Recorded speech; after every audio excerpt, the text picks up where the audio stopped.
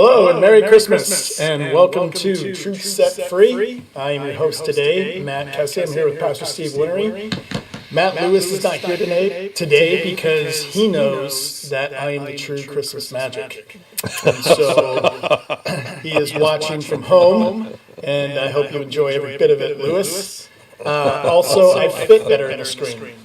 So we hope that you have a wonderful Christmas. Before we get going today, we are going to center our questions around Christmas. And so if you have any questions concerning Christmas, please send them to either our YouTube page or our Facebook page, and we will consistently monitor those, and we will make sure to get those up. But before we get going, we do have some announcements we want to let you know about. We do have service tonight at regular service times, and so you're welcome to come tonight. But tomorrow night is our Christmas Eve service, and it is in the amphitheater right behind us. You can't see it, but right behind us in the amphitheater. Tomorrow night, Christmas Eve, 5 o'clock.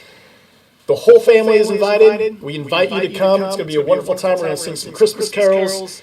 We'll hear a great study, and you get to participate in a huge bonfire and a candlelight service. It's going to be a great time. So please come. We won't be handing out coffee or anything like that, I believe. And so bring your own drinks if you want, and dress warm. Too many diseased people. Touching things. And passing them out. Touch the stuff. So bring your own. And that's fine. There's also a camp coming up for the high school for 8611. That is in January 15th to the 17th. We invite you to sign up for that. Go online and sign up. It is called Out of the Darkness, and it's going to be a great weekend. Children's ministry is still in need of some volunteers, and so if you are looking to make a New Year's resolution, this is a good one. Come help out with children's ministry. A lot of things going on. You can go onto our app, onto our webpage, and see all the other things that are happening here at Calvary. Many things going on, but we want to let you know about those things. Oh, and one final thing. New Year's Eve is an all-city worship night here in the sanctuary, and so please come to that. And then, actually, since we're talking about New Year's Eve, usually that's around the time. I think it's going to happen a little bit later, but you are going to be doing a Q&A with Don Stewart. Actually, Don can't come. Bummer. Okay, so do you have plans for a... We're going to do a prophecy update on Sunday night and Saturday night. Did you guys see the questions about the audio? Yes. Okay. You got that? Okay. We're good?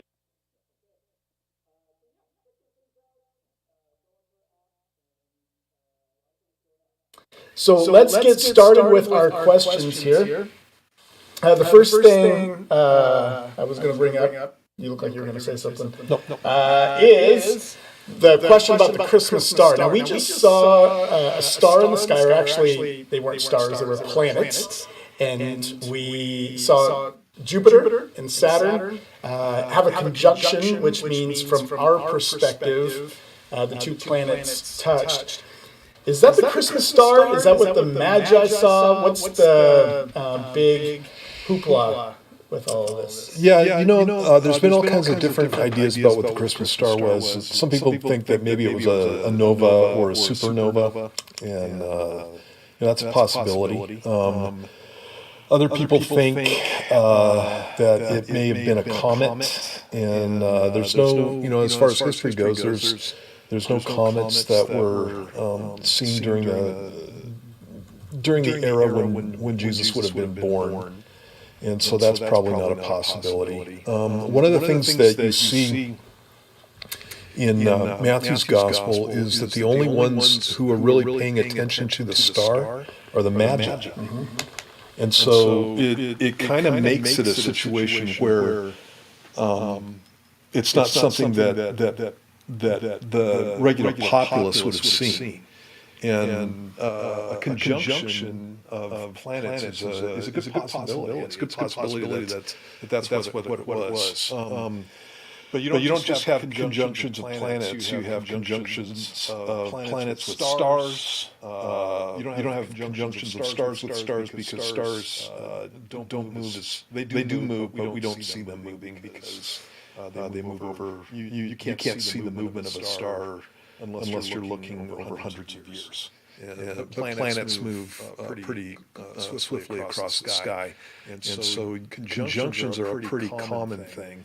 And there happened to have been a bunch of conjunctions in the time right before Jesus was born. Now, generally speaking, people will talk about the birth of Jesus and say that the date for Jesus' birth is significantly off.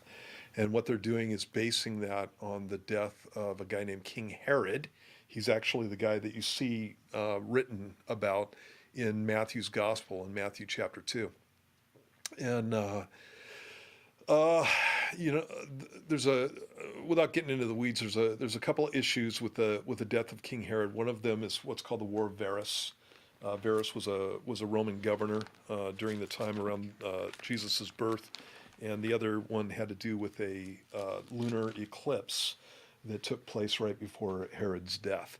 And so, there is a partial lunar eclipse that takes place in 4 BC, right before the time that most historians are trying to place Herod's death. And obviously, if Herod dies in 4 BC, then Jesus has to be born in that year or previous to that year. And so those are the issues, okay? And so without getting into a bunch of like way into the weeds and stuff, I don't think that date's right. And some astronomers have come up with some different ideas about the Star of Bethlehem and specifically about the dating of King Herod's death. There was a bunch of things that took place before Herod died that you couldn't have happening in the month or two that you have between Herod's death in 4 BC and the partial lunar eclipse that you have in that same year. And so he went down to, he went numerous places. We've got it in the histories of Josephus. He went numerous places. There were numerous events that took place. Literally, there was an envoy that was sent to Rome during the time, all this stuff, and it could not have happened in between that period of time. The partial eclipse, or the partial eclipse of the moon, and the death of Herod and Passover of that year. And so 4 BC is not tenable. But so when you say partial eclipse, you're thinking that could be what people think being the Christmas star. No, the partial eclipse was an eclipse of the moon that took place before the death of Herod. Right. Okay. And that's how they're dating the death of Herod. They're looking for eclipses of the moon. Okay. There was a full eclipse in 1 BC. And so that would be something that would, register with people during that time. Partial eclipses are interesting, but they're not as spectacular as a full eclipse of the moon. And so in 1 BC, there's plenty of time for all the events that needed to take place, including a funerary arrangement for Herod and all of that stuff in 1 BC. And so if you take and you date the death of Herod in 1 BC, all of a sudden, all kinds of cool things start opening up. And one of the cool things has to do with conjunctions, and specifically conjunctions of Jupiter. Venus and Mars are in there also, but Jupiter did some pretty wild things in the years leading up to 1 BC. So, for example, in September of 3 BC, there was a conjunction of Jupiter with a star called Regulus in the constellation of Leo. Leo is the king constellation, Regulus is the king star, and Jupiter is the king planet. And in that conjunction of Jupiter with Regulus, they go right over the top of each other. They would have looked like one star. Well, that, to an astrologer, and that's what the Magi are, that's a big fat deal. That's a huge thing. And so it's something that they would have been watching for. It would be something that they would have been paying attention to, that the regular populace would not necessarily see because they don't care about those things. And so Jupiter passing in front of a star is no big deal to the rest of us. But again, to an astrologer, that becomes a big deal. A month earlier, in August of 3 BC, and this is also in Leo, Jupiter and Venus almost have a conjunction in which they almost touch, and that's the mother planet and the king planet. Jupiter and Regulus conjunctions are repeated 2 times in February and May of 2 BC. Jupiter at one point makes a halo over Regulus. Jupiter, and what that means is the planets do what's called retrograde motion, and it has to. Well, again, this is getting into the weeds, but Jupiter is going around out here, way outside the orbit of Earth, and the Earth is orbiting in here quicker, and there are going to be times when the Earth catches up with Jupiter, and it looks like Jupiter goes backwards in the sky. That's called retrograde motion. And so, in 2 BC. Jupiter literally comes back, goes over the top of Regulus, makes a circle over the top of it, and returns back towards Virgo. And so, in any case, there's a bunch of conjunctions and retrograde motion, and they have to do with the King star and in the King constellation and the King planet and all this kind of stuff. These are things that the Magi would have been looking at and seen as something that portended great events. And obviously, if you've ever been to a Christmas celebration or a Christmas study, you know that the Magi probably got their information about the star from the book of Numbers, and that probably came through Daniel. So there's a passage in the book of Numbers that speaks about a star.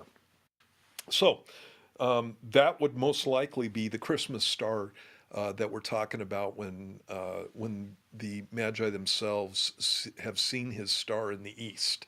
That most likely is what's being spoken about. But as you go through the passage, it says in verse 9, when they heard the king, they departed, and behold, the star which they had seen in the east went before them, till it came and stood over where the young child was. When they saw the star, they rejoiced with exceedingly great joy. Now that's a different kind of star there, because it's literally pointing out a house. Mm-hmm. And in the passage, that's where Jesus is. He's in a house by this time. He's not in the stable anymore. And so that's a different kind of star. And one of the things that you have in Scripture is that stars are used as symbols for angels. And so I think that when you're talking about the Matthew 2 star, you're probably talking about a number of events, stars that the Magi had seen in the east that again portended great events as far as they were concerned. And then this last star that's moving around.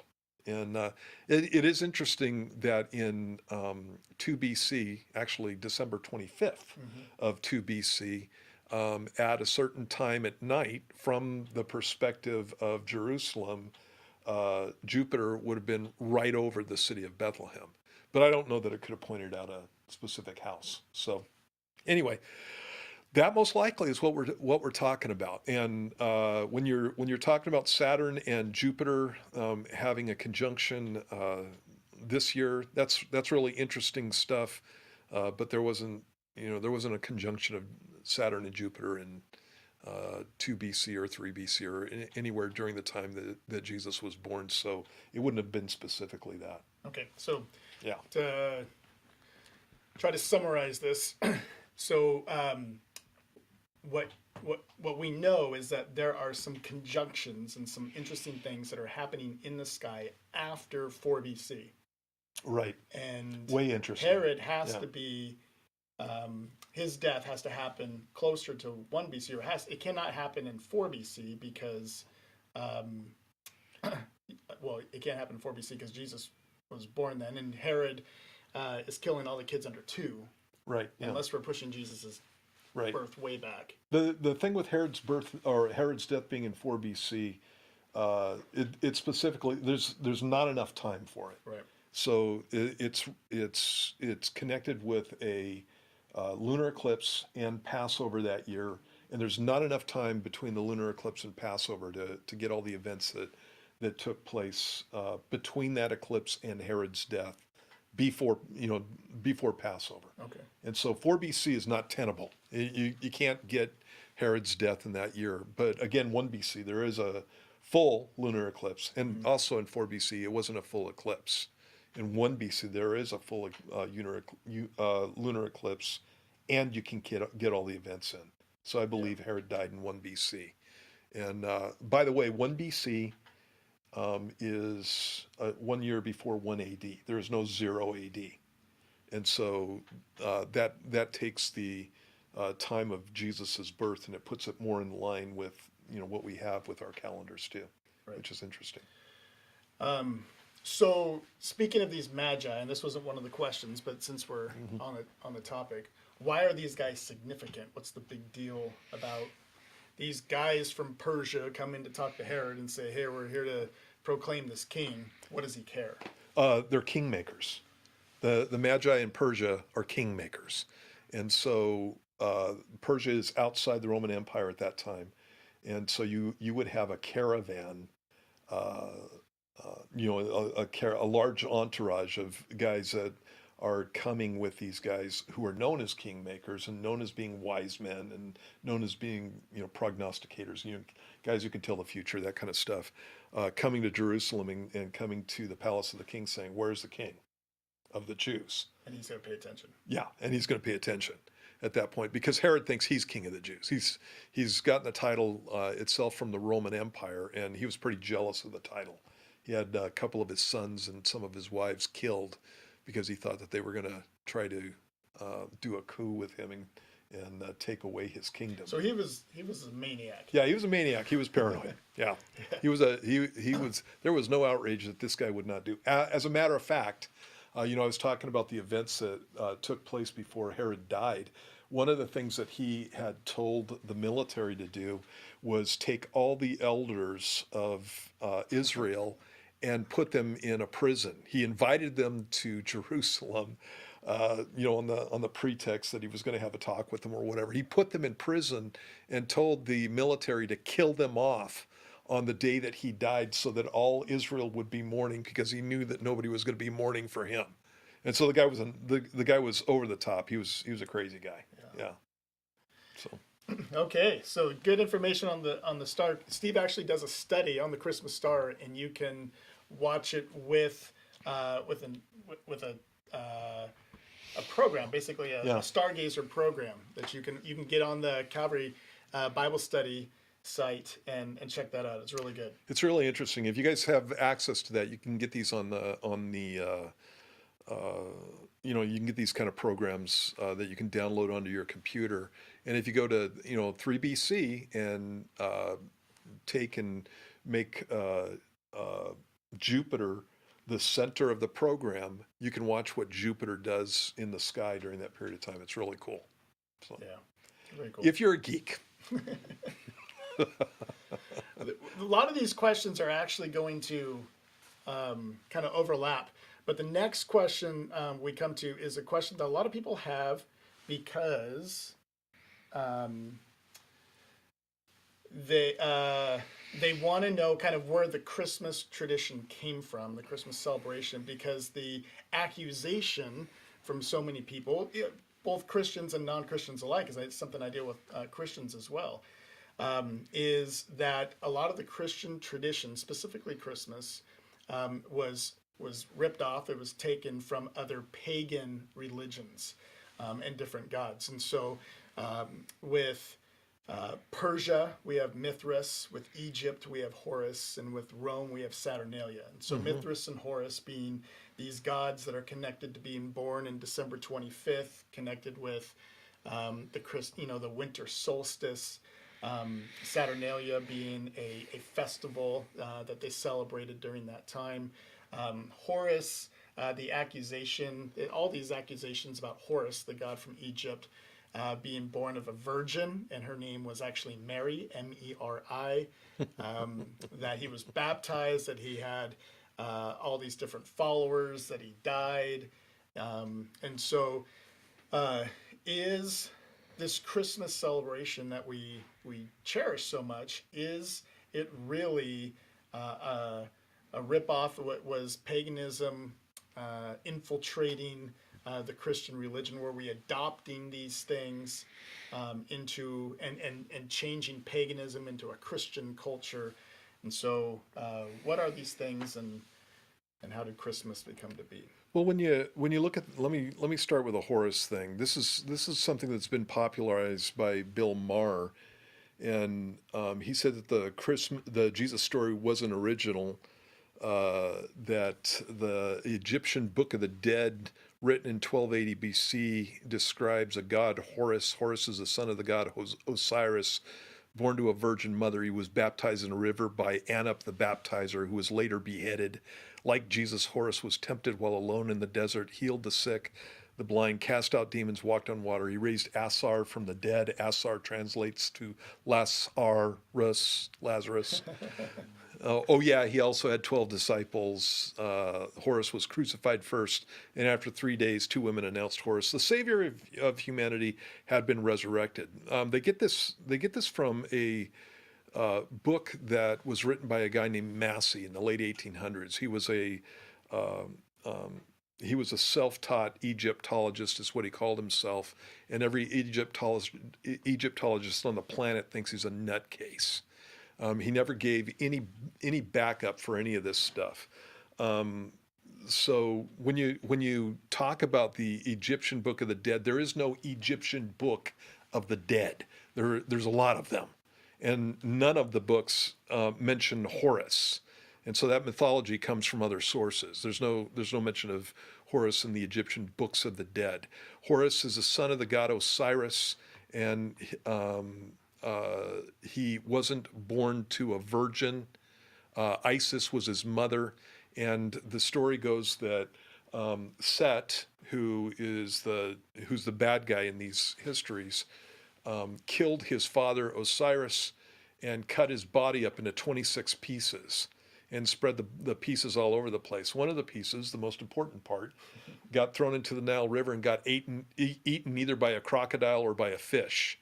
And so she puts his body back together, missing the most important part, and makes that out of a piece of gold. And then she has relations with the body, and that's where Horus came from.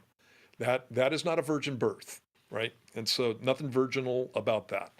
And so, that's a problem. And, a lot of this stuff is taken care of by just going through and actually reading a mythology on this stuff. And you can get this pretty much anywhere, but you got to get it from a place that, is really doing Egyptian mythology. There's no such thing as Anup the baptizer. Nobody ever mentioned in Egyptian mythology is called Anup the baptizer. And so that's, again, something that was just made up by Massey totally. Uncle Set, Set was again the brother of Osiris, and he was Horus's rival, but he was the god of the desert, and that's not the same thing as Horus being tempted in the desert. Okay, and so again you have that. The whole idea that Horus healed the sick and the blind and cast out demons and stuff like that, never mentioned in the mythology. Horus was poisoned by Set, and Isis asked Thoth to heal him, and Thoth's spell was used as a prayer over sick Egyptians, but Horus didn't go around healing anybody. And so again, all you got to do is go through and read the mythologies. There's no such thing as Asar being Lazarus. Asar is Osiris. That's Horus's dad, and Horus didn't raise him from the dead. Okay. Had 12 disciples. Nope, nothing in Egyptian mythology that's anywhere says he had 12 disciples. This whole thing was supposed to have been put together around 1280 BC, Massey proclaimed. The problem with that is crucifixion didn't take place, actually wasn't even invented till about 500 BC. And so you take 500 from 1280 and you get 780 years. It's hard to get crucified 780 years before crucifixion exists. And so that didn't happen either. Anytime that you see anybody talking about December 25th or 3 wise men, as far as in connection with a pagan mythology, you immediately know that it's bogus, because December 25th is not mentioned in the Bible as being Jesus's birth. That's a tradition that took place after the birth of Christ. And the idea that he was visited by three wise men, the Bible doesn't say that either. The Bible says that there were three gifts. Doesn't tell you how many wise men there were. There could have been 3, there could have been 10, there could have been 12, there could have been 15, there could have been 25. We don't know how many wise men there were. We do know that there were 3 gifts, and that's what you've got. So again, anytime anybody tells you in paganism, this same god Dionysus was born on December 25th, you immediately know it's bogus, because it has nothing to do with what the Bible actually says. So Yeah. yeah. Okay, so why December 25th? Where did we come up with? Yeah, I've got, you know what? This is something that I went through and kind of exhaustively studied. And the reason that I studied it is because I got thrown off track when I was a young pastor as to the whole paganism versus Christianity issue. Most of the stuff that people are going around talking about as far as December 25th is a pagan holiday, and Christmas trees are pagan, and Egyptians used to have them, and stuff like that came out from a book by a guy named, it was a book called The Two Babylons by a guy named Hislop, Alexander Hislop. And I got recommended the book, again, when I was a young pastor, by a guy that I actually trusted.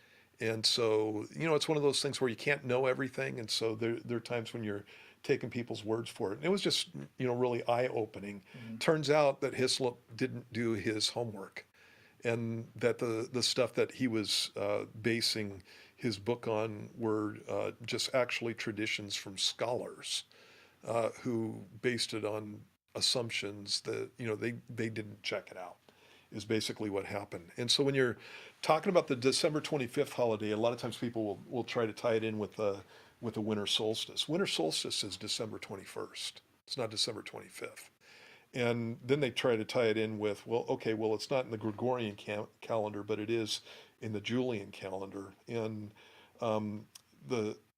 and that's out in the weeds too. Mm-hmm. Julian calendar was a calendar that the Romans put together about 40 years BC to replace previous calendars. And it was basically used in the Western Hemisphere Western and Eastern for a very long time, up until the Middle Ages. And then it was switched over to the Gregorian calendar, which is what we use nowadays. And so I just went and got a handy dandy Julian versus Gregorian calendar, and put December 21st in the Julian or in the Gregorian calendar. Looked it up for every date from 2 BC all the way up to 400. And what you have is a situation where the winter solstice in the Julian calendar is December 23rd. And by the time you get to the 4th century, it's all the way down to the December 20th, I believe it was, in the Gregorian calendar. Or actually, Gregorian calendar is steady, December 21st. So this is what I'm telling you. The solstice was never on December 25th, okay? And when they talk about, what's his name on Big Bang Theory? What's his name? Sheldon says that Christmas came from Saturnalia. Saturnalia was never on December 25th in the Gregorian or the Julian calendar. Never happened. So originally it was December 17th in the Roman calendar, the Julian calendar, and because there was an argument over what dates it should be. Originally, it was December 17th plus 2 more days, which puts it 18th and the 19th. And then later on, it became a 1-week festival, which went all the way to the 23rd. And so Saturnalia is something that was connected with the 17th. And again, nowhere near December 25th. When you're actually talking about December 25th and where it came from, it came from this whole idea that a person died on the same day that he was conceived, and this is a pretty early thing, but this idea was when you take and you do the math with this, in the Western calendar, Jesus would have died on March 25th, and in the Eastern calendar, Jesus died on April 6th. Well, you add 9 months to those dates. And they would have said because he died on that day, that would be the day of his conception. And so, for example, the Western Church believed that Jesus was conceived on the day that I'm blanking out on Gabriel on the day of the Annunciation, when Gabriel said that Mary was going to have a child, and they put the date of the Annunciation on March 25th. Well, all you got to do is do the math now. March, April, May, June, July, August, September, October, November, December. And so the ninth month is December, and so it would have been December 25th. In the Eastern tradition, Jesus was born on January 6th. And so you do April 6th and you add 9 months and you get January 6th. And so that's most likely where it came from. Theophilus is an early church father. He died in 181 BC, or excuse me, 181 AD. And he taught that we ought to celebrate the birthday of our Lord on what day soever the 25th of December shall happen. He taught that in 181 AD, excuse me. And then another guy, Hippolytus, he said this: the first advent of our Lord in the flesh, when he was born in Bethlehem, 8 days before the calends of January, that's December 25th, the fourth day of the week, that's a Wednesday, while Augustus was in his 42nd year, and that's 2 or 3 BC. And so Hippolytus taught that Jesus was born on December 25th. And so when you're talking about Hippolytus, he died 204 AD. And so you can't write down many things after you're dead. So 181 AD is one of the earliest dates that we have for July 25th. And then another guy, Julius Africanus, also places the Annunciation on March 25th, which would put the birth of Jesus on December 25th, and he died in 240 AD. And the point that I'm making here is Saturnalia isn't even something that the Romans were celebrating until the 4th century, the 300s AD. And so you have a tradition for a December 25th birth of Jesus in the 2nd century, and that's in the 100s, and 2 of them in the 3rd century. So it seems like there's some speculation whether it's kind of summertime, July-ish, or December as far as when he was born. Yeah, that speculation has to do with the courses of the priesthood. And again, we're getting in the weeds. For all you guys that don't know the Bible really well, I know this is a little bit difficult. But in Luke's gospel, Jesus's birth is connected with John the Baptist's. And so you have this situation in Luke chapter 1 where a guy named Zacharias is ministering in the temple, and it says in the passage that he's from the division of Abijah. It's a course of Abijah. And what that means is the priesthood had been divided up into 24 courses, or 24 groups in the priesthood based on families. And each one of those courses, you have 12 months in a year, so they got twice a year that for a week they would spend time ministering in the temple, okay? And so he's in the course of Abijah. Well, it turns out that right around 3 BC, which would be when this is taking place, it's either going to be 4, 3, or 2 BC. And those 3 years, the course of Abijah is all within a week of each other, basically. Well, 3 weeks total, but they're 1 week after another. And so it's all right in the same area. And the course of Abijah, I didn't bring my notes in with me, but the course of Abijah during 3 BC was at the end of what we would call March and the beginning of April, or it was at the beginning of September of that year. And so what Is that an assumption that he was born on 2 BC? That's an assumption with him being born in 2 BC. But the point that I was making earlier is it doesn't matter if you want to do him in 2 BC or if you want to do him in 3 BC. Mm-hmm. You only have a week's difference between those two. Mm-hmm. Okay. Okay.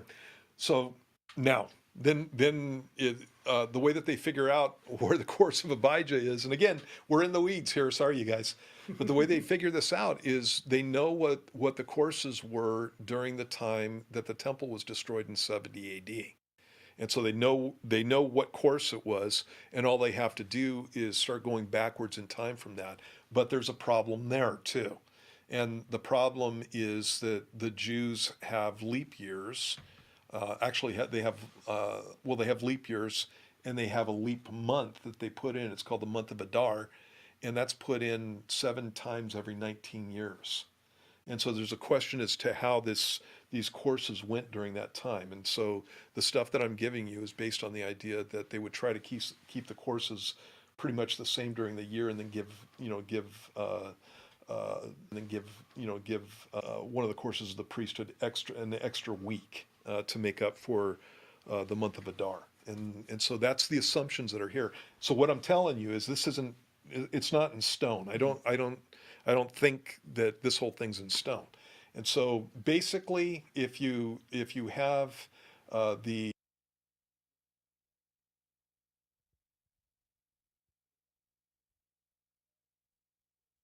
you're talking about within a month, he's going to be having relations with his wife, and his wife's going to get pregnant if she gets pregnant that month. And so you put it out 3 weeks, and basically you have the conception of John the Baptist. If it's in the September time, you would have the conception of John the Baptist at the beginning of October. You would have his birth at the end of June. And Jesus is born 6 months after John the Baptist. So July, August, September, October, November, December. Yeah. The end of December, right?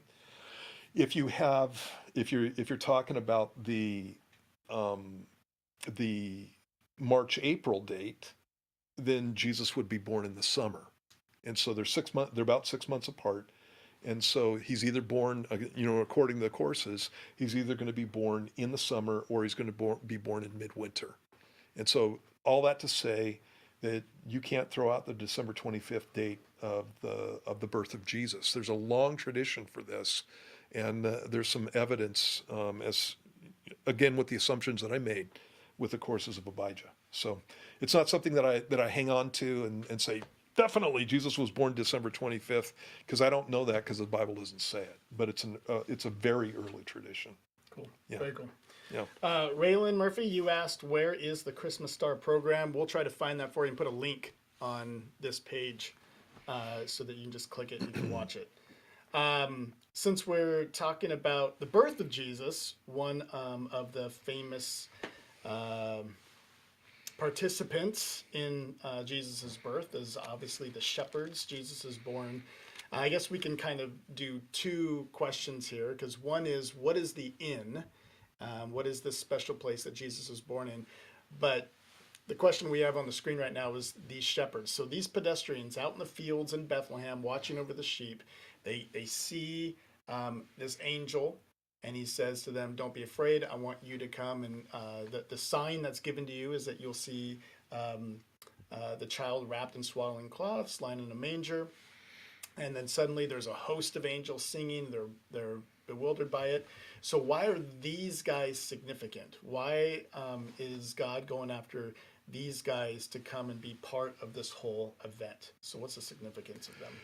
Well, number one, they're shepherds, and so Jesus is going to be a shepherd, and he's the good shepherd, and so that's appropriate, right? But the other thing that I really like is that most likely what you're talking about when you're talking about these specific shepherds is that they're temple shepherds. There's a tractate called Mishnah Baba K. And in that Jewish document, it states that anybody in the area of Jerusalem is to have their sheep. They're not allowed to shepherd their sheep, or not allowed to feed their sheep in the areas around Jerusalem. They have to be out in the wilderness, and it's because the areas around Jerusalem were reserved for the temple sheep, and so. Bethlehem is 5 miles from Jerusalem, and literally that whole area from the history, we know to be populated by temple sheep, and therefore these had to be temple shepherds. One of the things that people bring up about the December 25th date is that it obviously wasn't the date of the birth of Jesus, because there were shepherds with their sheep in the fields in the middle of winter, and they wouldn't have done that. That is not true. The history lets us know that that's exactly what they did. And again, because they're temple sheep. And you're not talking about Kennewick, Washington. You're talking about Jerusalem. And Jerusalem has or actually Israel has a weather pattern that's like Southern California. I lived in Southern California. Southern California, you can be wearing shorts and a T-shirt in the middle of winter. Not a problem. You can have cold days, but you can have really warm days too. And I have been in Jerusalem in December and wearing shorts in December. And so there's, it doesn't have the same kind of weather that we have. And so, yeah, the temple sheep would have been out there the whole year round. There would have been grass the whole year round, and that kind of thing. And so they're temple shepherds, and it's totally appropriate for a temple shepherd to be the one who sees the birth of the Lamb of God. And so that's cool. Mm-hmm. It's really cool. Yeah, and I also like the fact that they're probably in the area where Ruth was gleaning, which is connected with the kinsman redeemer. Yep. And gleaning, the law of gleaning, the whole concept of we've lost the world, and Christ is going to come back and redeem us. Right. Yeah. Redeem the world, buy us back, and make us His, and that's all the place that the shepherds are into. Yeah, it's a cool thing. So they come to the inn, and so why does Luke make reference of, there was no room in the inn? What was such a big deal about the inn? What is it? Yeah. Was it a Motel 8? Yeah.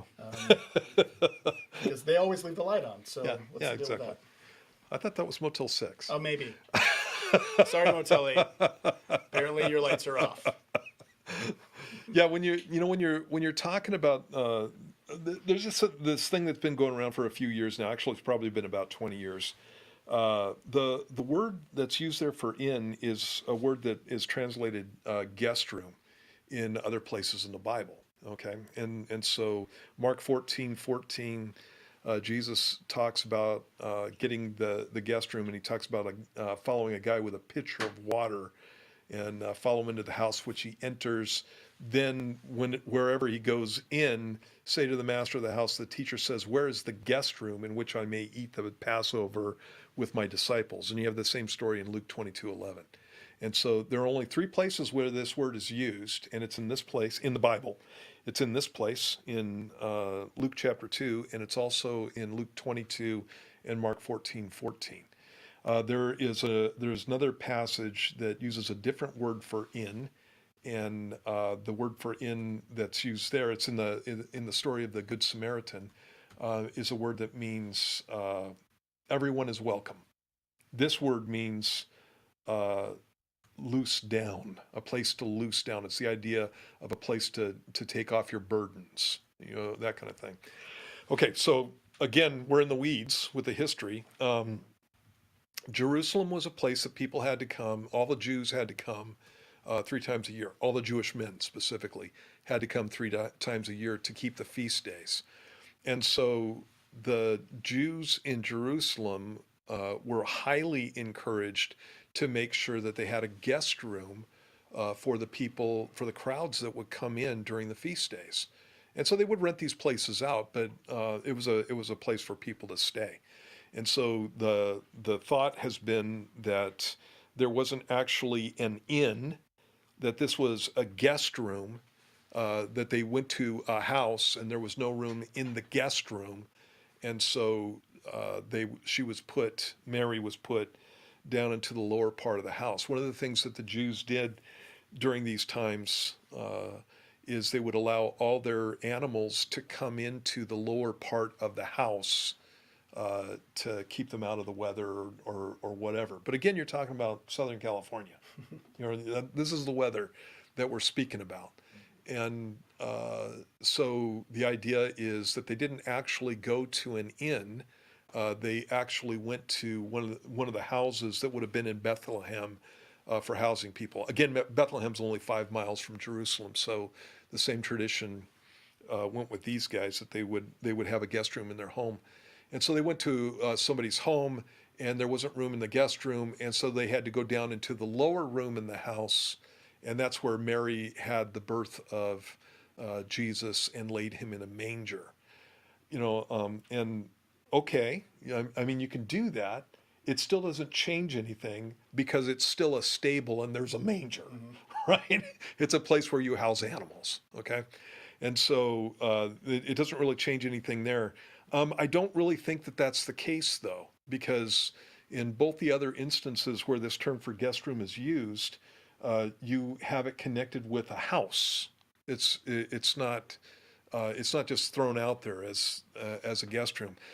There's this thing in Greek, and it's the same thing in English. When I say to you, get me a chair, you just grab a chair and you get it for me, right? Because it doesn't matter which chair. I've just said, get me a chair. If I say to you, can you get me the chair, you're going to ask which one immediately, because I'm specifically talking about a chair, and that's what you have in this passage.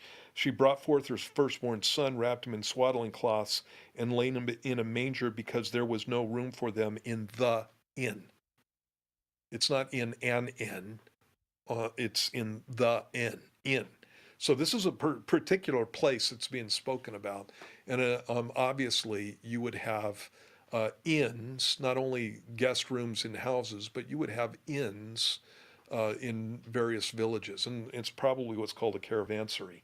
It's a common place for travelers to come and be able to stay overnight and that kind of thing. And so there's good reason to believe that there was an inn, and it had a stable connected with it, and that, either way, whether you're talking about a guest room or whether you're talking about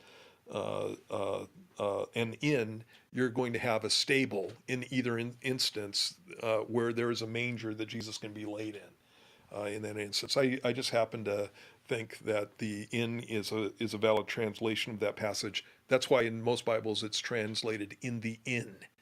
And it's not translated in the guest room, because again, that would make no sense in the context of the passage. You'd have to go, which guest room are you talking about, where you don't have to do that with an inn. What else did I want to talk about? Oh, there's also a tradition that goes along with this. We have an early tradition for December 25th. We have a very early tradition for the birth of Jesus being in a cave connected with an inn in the city of Bethlehem. And so when you go to Bethlehem, there's a place where you can go to see where Jesus was supposedly born, and it's in a cave. It's got a very, like I said, it's very early tradition, and it doesn't mean that it's absolutely true.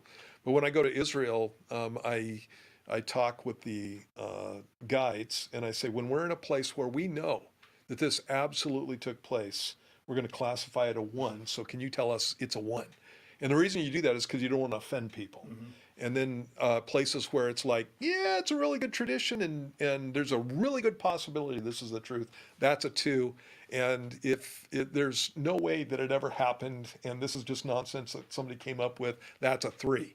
And so whenever we go to the place in Bethlehem where Jesus was supposed to be born, that's a 1-2.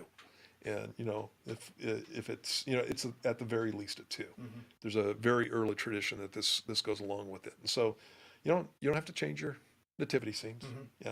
Yeah. There's good reason to think that this is the case. One of the things that you see in Christianity specifically is that people like to come up with new different things, and trying to go against what the tradition is, traditional interpretation of things are, and sometimes that's valid, and sometimes it's just people who want to do something new and different, mm-hmm. and it's not actually necessarily correct. So yeah. I'm skeptical. I like the term "the inn" that Luke has it recorded, and I was just reading. I've been going through Matthew and Matthew's account of. When he heals the paralyzed person, he doesn't talk about them ripping open the roof Right. And the whole deal that Luke goes into. Yeah. And so Luke has always been regarded as a serious historian. Yeah, he's a good historian. Yeah, he is. They take him real seriously, and so that's a great thing there. So since they're going to Bethlehem, obviously we know or told that there's some sort of census or registry that takes them there. So what is that? Because the argument you'll hear from guys like Bart Ehrman is this issue of when we look through history, apparently this, and Luke, again, records it, and this is another word to catch on. But the issue that gets brought up from unbelievers is the issue that when Quirinius was governing and this census or this registration was put forth, it happened when Quirinius was governing. Well, apparently he comes into power after Herod dies, or was it? He's after Varus. Yeah, he's in the first century. So there was a census in 6 A.D. that Quirinius is connected with. Yeah. Yeah. So what was this census? Is it the only census that happened? And what is this thing that led them to Bethlehem? Well, when you look at this passage, you translated it correctly, because this is what it says. It came to pass in those days that a decree went out from Caesar Augustus that all the world should be registered. It doesn't say taxed; it says registered. And this census, and that's a word for writing in a book. That's all that means. There's names that are written in a book. First took place while Quirinius was governing, not was the governor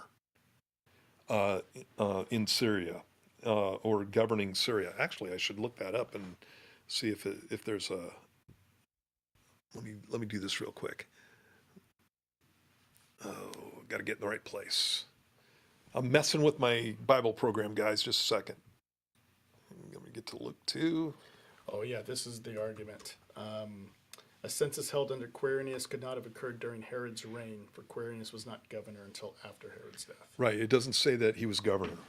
It says that he was governing or administrating is the word that's used in that passage. And so let me look this up. I'm gonna look it up in Greek here real quick. I just thought of something.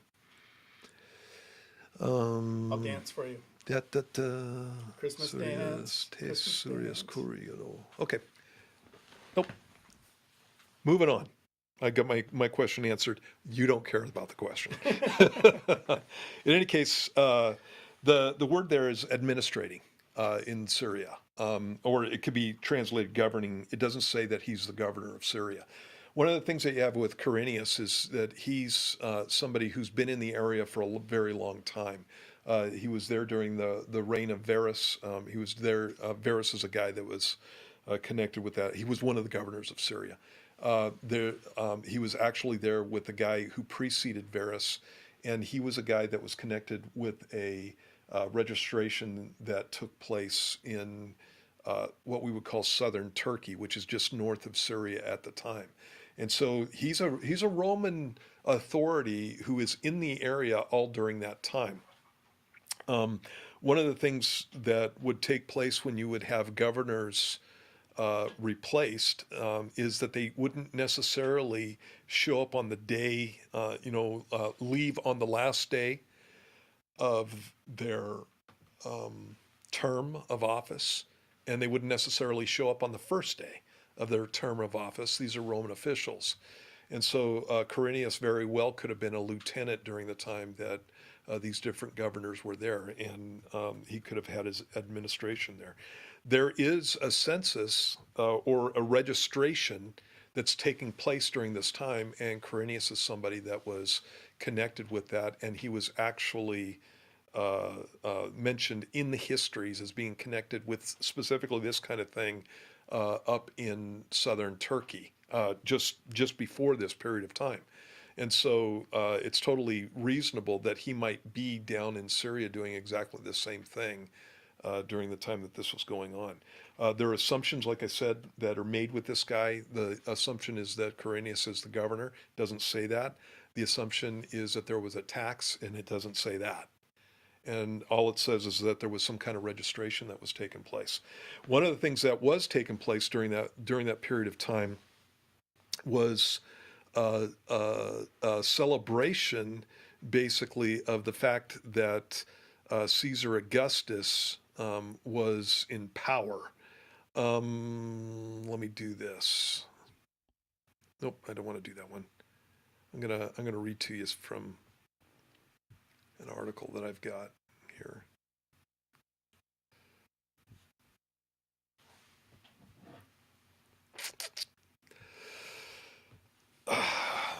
This is again from an astronomy text that is dealing with the Christmas star. And it says this: the correct identity of Luke's registration has been a long-standing puzzle to historians. Recently, Dr. Ernest Martin suggested that it was an oath of allegiance made on the occasion of Augustus's silver jubilee in 2 BC. In that year, on February 5th of that year, Augustus was awarded the title Pater Patriae, Father of the Country, in a year of celebrations that commemorated the 750th anniversary of the legendary founding of Rome, as well as Augustus's 25th year of rule. In the autograph account of his own life, Augustus wrote, "While I was administering my 13th consulship, the Senate and the equestrian order and the entire Roman people gave me the title Father of my country." Orosius, who's a 5th century historian, told how in that same year Augustus ordered that a census be taken of each province everywhere and that all men be enrolled. This is the earliest and most famous public acknowledgement, which marks Caesar as the first of all men and the Romans as lords of the world. In this one name of Caesar, all the peoples of the great nations took oath, and at the same time, through participation in the census, were made a part of one society. Josephus relates that, therefore, the whole Jewish nation took an oath to be faithful to Caesar and the interests of the king. An inscription by Paphlagonia in Asia Minor from 3 BC records an oath taken by the inhabitants of Paphlagonia and the Roman businessmen dwelling among them. The same oath was sworn also by all the people in the land of the altars of Augustus.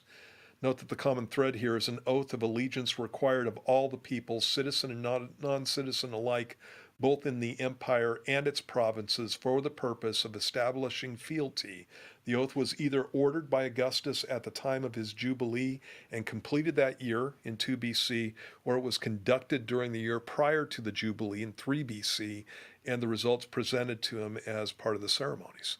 And so you do have this event that's taken place, and it coincides with all the stuff that we were talking about earlier about the stars and Regulus and Jupiter and Venus and Mars and all of those conjunctions that were taking place. And so most likely, basically what Julius Caesar was having take place, or actually the Senate was having take place, is the whole Roman Empire as one standing up and saying Caesar is the father of our nation.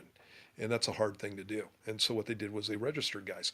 The reason that we're given in Luke chapter 2 that Joseph had to go down to Bethlehem, which is about 70 miles as a crow flies from Bethlehem, about 90 miles traveling.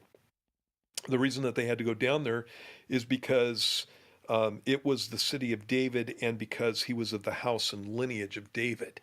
Joseph is in the line of the Davidic kings.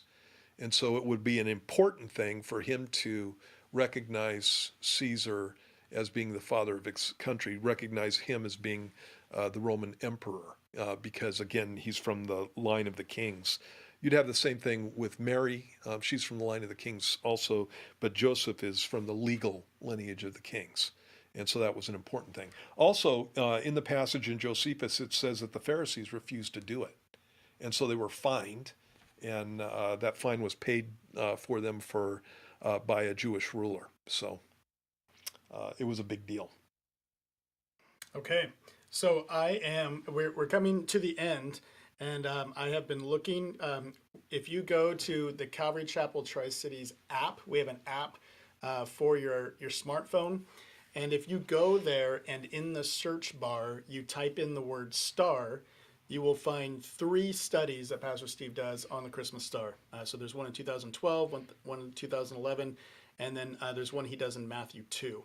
I did go to our website, the Calvary Chapel website, and I did find a study there. What you'll have to do is you'll have to go to the audio studies, New Testament, go to topical, and in the topical studies, you will find holiday studies. In there, I found one from 2015 called The Christmas Star. Oh, here's another one. So I just posted one on this site, but there's several more in there as well. So again, if you go to the main Calvary Chapel website and go to New Testament, topical, holiday studies, and then do that, or go to the app, type in star, and you'll find 3. Did you guys put the videos in of the? You got them in there? I just put one in. The later ones are going to be the better ones. So there you go. Yeah. Well, and we'll work on getting that out to you guys. Okay, well, we are past time. The last question was, should Christians celebrate Christmas? Well, we certainly are tomorrow night in the amphitheater. And so we want to invite you to come to the Christmas Eve service. We'll have a candlelight service. We'll sing. Bonfire. It's going to be a great time. So God bless you guys. Let's end the service this time in prayer. And we'll let God do his thing. Father, thank you so much that you came, you sent your son to this earth for us. It's the best gift the world has ever received, and that's what we celebrate this time of year. But not only that, Lord, it's as we just spent this last hour discovering, not only is it true, but man, there is a fight against that being true. And so as much as we know that you are real, there's an enemy that is real, and he does not want you to come. But what we have, Lord, is the assurance of your existence, that you came, that you walked this earth, and you lived the life that we live, that you would understand us, so that when we pray to you, we can talk to a God who has been in the skin of man, and it's wonderful, Lord. But not only that, but you died and you rose again, proving that our sin was buried and that we are a new creation. And we have an inheritance with you in heaven. Lord, I just pray for all the listeners here. I pray that they've been encouraged. I pray that you'd speak to their heart this time of year. So many people just go through a time of an inward loneliness this time of year. And it's really peculiar, but you are the answer to that. It's not the presents, it's not the songs, it's not the lights. It's the light of the world, the good gift that came from heaven. You're the reason that we celebrate Christmas. So I pray, Lord, that you would, as you invaded this world, you would invade homes this season, you would invade people's hearts, and that you would just be honored and glorified this time of year. We love you. I just pray that you'd bless the season and the day. We ask that you do these things in Jesus' name. Amen. Amen. God bless you guys, and have a wonderful